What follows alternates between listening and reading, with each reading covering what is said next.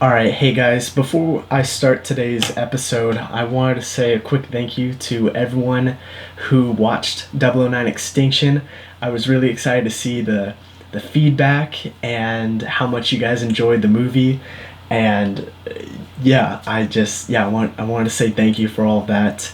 And thank you to everyone who helped me with the film. I couldn't have done it without you guys.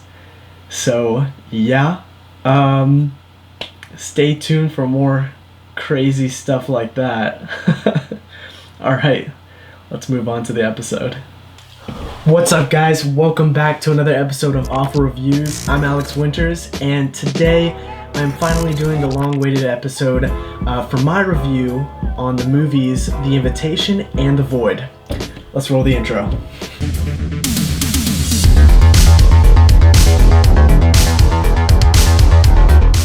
Okay, so let's start with The Invitation, okay? So this film came out in 2015, and it stars this guy named Logan Marshall Green. You've seen this guy in Prometheus, Upgrade. He was the Shocker in Spider-Man Homecoming, so he's been around for a little while. So basically, the story follows this guy named Will, and he and his girlfriend are going to Will's ex-wife's dinner party.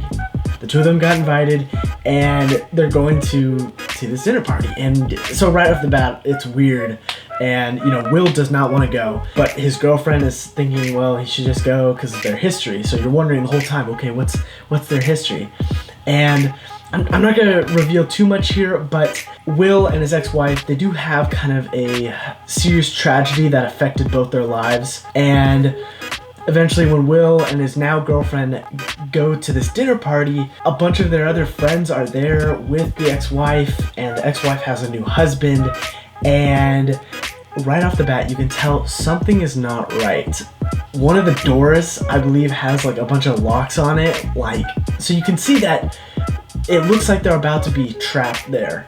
And things get kind of weirder and weirder, and stay tuned till the end because it gets wild. I will be talking a little bit more about what happens in this movie in the spoilers part of the episode. Okay, next up we got The Void. Oh my goodness. Okay, so this movie came out in 2016, and it stars this guy named Aaron Poole. Personally, I have not heard of this guy, but he did a very good acting job in this movie. It is kind of a low-budget independent film, but I love this movie so much because of the nostalgia it brings with it. This movie is such a 80s type of horror film, which I love. It is very similar to John Carpenter's The Thing, okay? So The Void, it follows this guy named Daniel Carter, and he's a police officer. And right off the bat, you're kind of interested in what's going on because there's this guy who is running away out in the forest, and he runs into Daniel's police car. He's a police officer, and the guy is like bleeding. He's been injured, and so the police officer just takes him over to a hospital, and then that's where things get even crazier. Not only does the injured guy keep on talking about how there's this thing coming after him. Oh gosh! I can't reveal too much. I don't want to. If I could sum this up the best way possible, I believe that this horror film has so many different genres within it. It can be a cult, monster, zombie, demon, worshipping, practical effect film. Just imagine all of that in this film. It is so cool, so crazy. It's pretty gory, and it's wild. I should mention The Invitation. It's on Netflix, and The Void, it used to be on Netflix. It can be rented on Prime Movie for like $2.99, $3.99. Look up the trailer if it seems like something you're really interested in. I personally recommend renting the movie. It's very well done. So that is kind of my movie review with no spoilers for today. Now let's move on to the spoiler segment.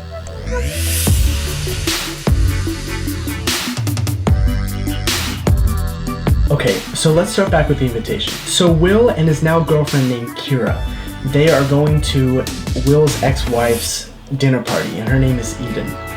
And the ex-wife has recently been married, and now Eden, she actually has a new husband named David. Will and Kira, they go to this dinner party, and they see a bunch of their other friends there, and so everything seems pretty normal. For the most part, it looks that way. So what happens during this film is you see things start to kind of heighten in tension, because Will is very frustrated because he and his wife, Eden, they broke up because their son died. And it was extremely painful for the both of them, and Will was very surprised to see his ex-wife just happy and cheery and like nothing happened. He also thought it was very suspicious. He also thought it was very suspicious that David was even the one trying to kind of say everything's fine. I mean, it's fine that their son passed away. It's no big deal. And eventually, later on in the movie, you find out that David and Eden are a part of this cult. Basically, the cult brainwashed Eden into thinking that life is fine and she's doing okay, she doesn't mind, she doesn't miss her son. And yeah, like that right there was very wild to me and kind of messed up. So once Will found out about this, Will was like, okay, Kira and I, we need to get out of here, we need to leave. And of course, David doesn't let them, Eden doesn't want them to go, and they're not letting any of the other guests go. And what eventually ends up happening is that David and Eden and some of the other guests start killing the others. It just becomes very violent. They attack. And I believe David and Eden, since they're a part of this cult, they believe that what they were doing was cleansing the earth and freeing themselves from pain. So basically it turns into this whole survival thing with Will and Kira trying to get out of this house while the guests are kind of massacring each other. So that it's really tense right there and kind of scary. But the real kicker for me was at the very end, was when Will, he succeeds, he gets out of the house with Kira, and they see all these red lanterns start to light up everywhere in the neighborhood. The red lanterns were actually previously shown in the movie, and that was supposed to symbolize that the people within the cult had cleansed their house. Their house. Basically, the cult members succeeded in killing whoever their guests were. So the bigger picture here is that on this very night, every single cult member in this area invited their family, friends over, and were doing like the massacre stuff in order to do their job, their duty for the cult. So yeah, and that's when the film ended. So that was kind of the cliffhanger that I personally really liked. So this film was very, very well done, very eerie, creepy, tense, good acting all around. This is a good movie. It's on Netflix, check it out. Now for The Void. Back to this guy named Daniel Carter. So he's a police officer. It starts off, not with Daniel actually, but you have this house, and you see 4 people. 2 of them are these 2 big guys, and then there's a woman, and then you also see this guy quickly leave the house. So then back to the 2 big guys, they pour gasoline on this woman and they burn her. And so you're thinking like, what the heck is going on? Like, why did they just do that? Then it cuts over to Daniel, and he's in his police car, he's just on the radio, and then that guy that you saw previously running from the house runs into the open road, and Daniel sees him. And Daniel, as a police officer, he just assumes he's a drunk guy, and he eventually sees that the guy is injured. So he brings him over to a hospital, and at this hospital, he sees his ex there. Her name's Allison. She's a nurse there, and then the doctor comes out, and you have this other nurse intern lady named Kim, and the doctor's name is Dr. Richard Powell. And, they take the guy back, they're gonna try and take care of him, find out why he's got this big wound on him. While this is going down, the police officer then sees a bunch of these KKK-looking type of guys. They're all in these white cloaks, and they've got a big black triangle on their head.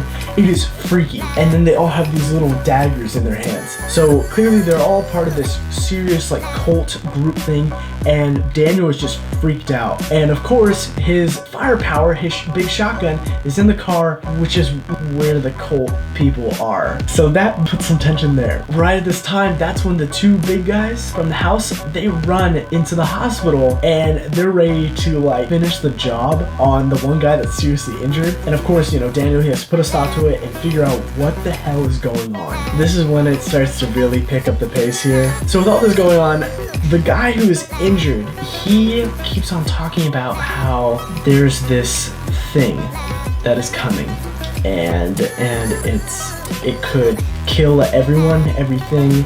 And the police officer is skeptical because he thinks this guy is probably just an injured drunk, and he's really questioning why these two big guys are trying to kill the guy, and he's still trying to figure out exactly what is going on. Like he's not having a good night. Once the kind of hits the fan, Daniel is forced to go out to his cop car, grab the shotgun without being killed by the cult members, and kind of use it to control the situation as best he can. And of course, Dr. Powell gets really weird and he actually gets stabbed at one point. And so he's like dead on the ground. And then this giant monster in the hallway, which is very similar to The Thing from John Carpenter's The Thing, it comes out of the hallway and starts attacking people and taking people away and just murdering them. It's very gory. It is great use of practical effects. I can't say that enough. It was very well done with the special effects. It's not CG, it's a big ass puppet. The two big guys and Daniel, they gotta go kill this thing before it comes after them. Once they finish just kind of blowing it up, they go back, the doctor's gone, Allison is gone, and then you learn like, oh my gosh, the doctor is some extraterrestrial type of guy, and he's very creepy, and he's kind of, you hear him talking to Daniel, and he's explaining that, you know, he's a part of this cult that worships some sort of demon that created the monster that he just killed. And so Daniel and the two guys, they have to go down to the hospital basement and save Allison from the doctor. And then that's when it gets really crazy.